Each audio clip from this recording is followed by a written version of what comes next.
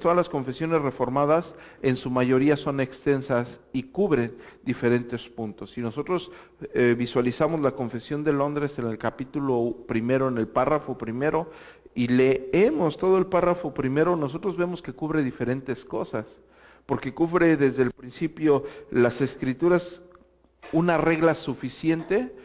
Tendríamos que tomar 2 o 3 exposiciones para hablar de la suficiencia de las Escrituras, pero quizás correríamos el error de querer abarcar otros puntos que más adelante se exponen, como la comprensión del canon, la formulación de los canos, qué libros son verdaderamente inspirados y por qué los tomamos como inspirados. Eso lo vamos a tomar objetivamente en el momento que se deba de tomar, ¿sí? Para no desviar las exposiciones y sacar el mayor provecho, ¿no? Si yo sigo adelante, está diciendo regla segura, infalible de todo conocimiento, fe y obediencia, y recalca salvadores, ¿no? Revelación general, revelación específica, porque después pasa a la revelación general, aunque la luz de la naturaleza y las obras de la creación y la providencia manifiestan de tal manera la bondad, sabiduría y poder de Dios que dejan a los hombres sin excusa,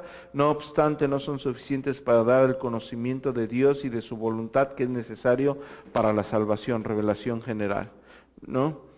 Por tanto, agradó al Señor en distintas épocas y de diversas maneras revelarse a sí mismo y declarar su voluntad a su iglesia, y posteriormente para preservar y propagar mejor la verdad y para un establecimiento y consuelo más seguro de la iglesia contra la corrupción de la carne y la malicia de Satanás y del mundo, le agradó poner por escrito esa revelación en su totalidad, lo cual hace a las Escrituras muy necesarias. Aquí tenemos que hablar de la necesidad de las Escrituras, también tenemos que hablar de la inspiración divina, tenemos que hablar de cómo Dios soberanamente elige a un hombre, lo dota con su Santo Espíritu, y ese hombre deja única y exclusivamente lo que Dios quiso que dejase, ¿no?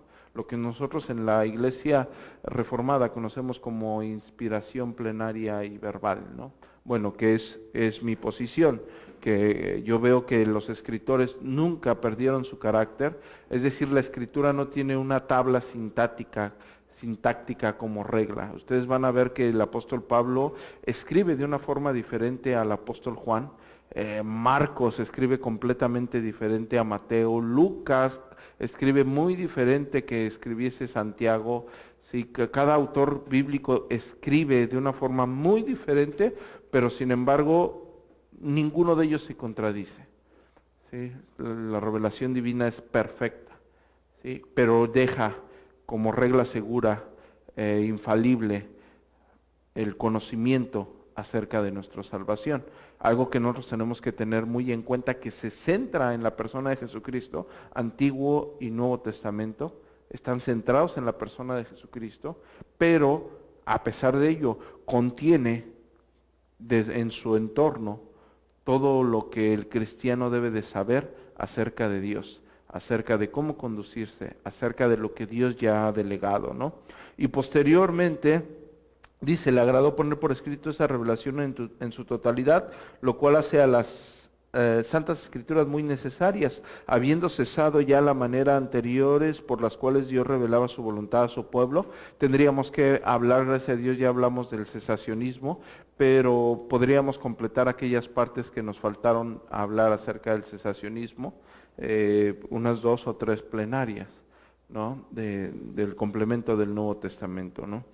Pero es solamente un párrafo, es solamente un párrafo lo que nos está brindando, nos está arrojando a estudiar diferentes cosas, teológicamente hablando, que en su conjunto, estoy hablando de todos los temas que yo estoy diciendo, únicamente de este párrafo, que en su conjunto, como tal, te brindan el argumento para hablar de la suficiencia de las Escrituras. ¿Sí?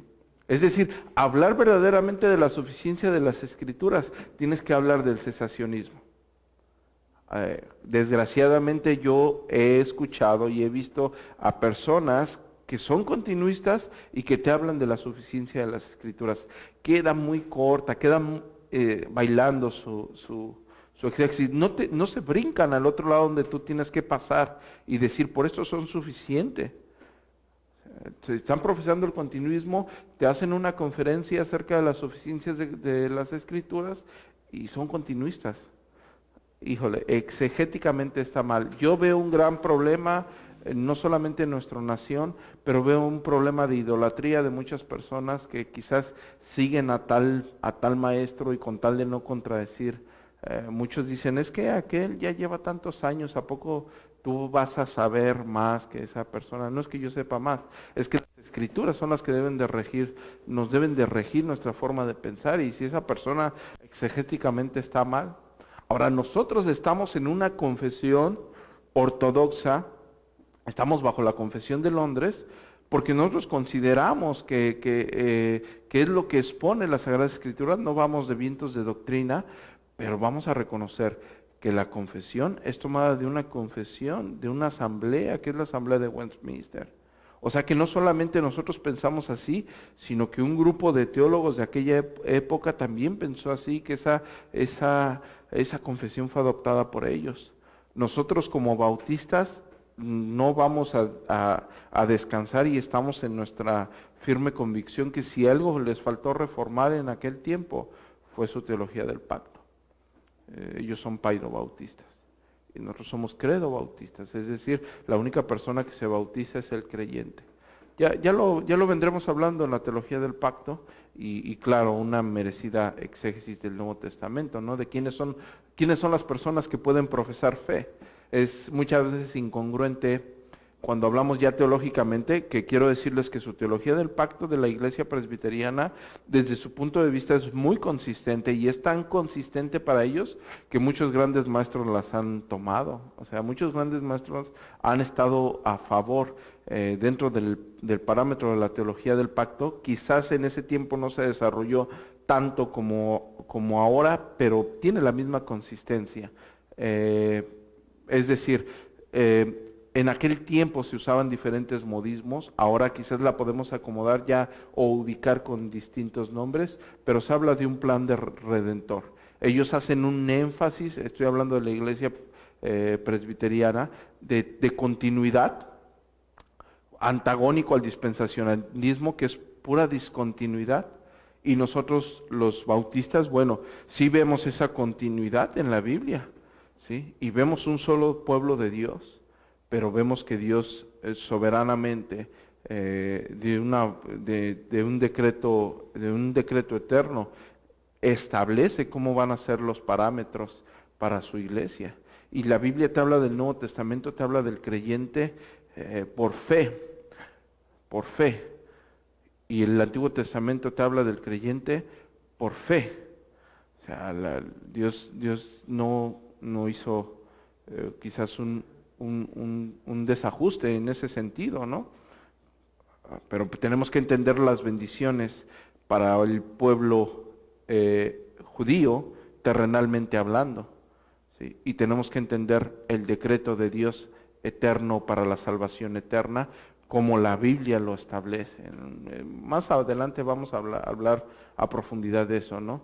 Pero siempre ha sido por fe. Y una de las cosas cúlmines en la época reformada, en la época protestante, y lo he hablado muchas veces y quiero hacer caer en pie en ello, cuando Martín Lutero lee Romanos capítulo 1, versículo 16 y 17, donde dice, el justo por la fe vivirá, tomando a Habacuc, el Evangelio se revela, Dios soberanamente brinda, nos deja las buenas nuevas de salvación, y dentro de esas buenas nuevas de salvación, el canal que a Dios le place es que el justo por la fe vivirá. Va a ser por fe, y ustedes van a encontrar a cada creyente neotestamentario ser salvo por la gracia de Dios,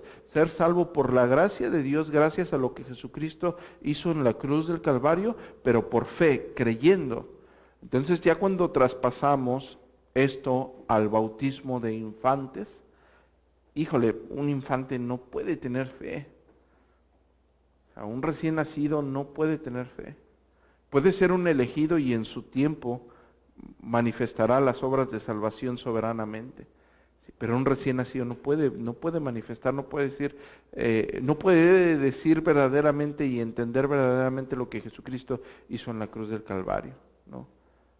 Y ya lo compararemos eso con la teología del pacto más adelante. Pero yo estoy hablando de la consistencia con la cual tenemos que ver las cosas, no sé si me estoy dando a entender. ¿Sí?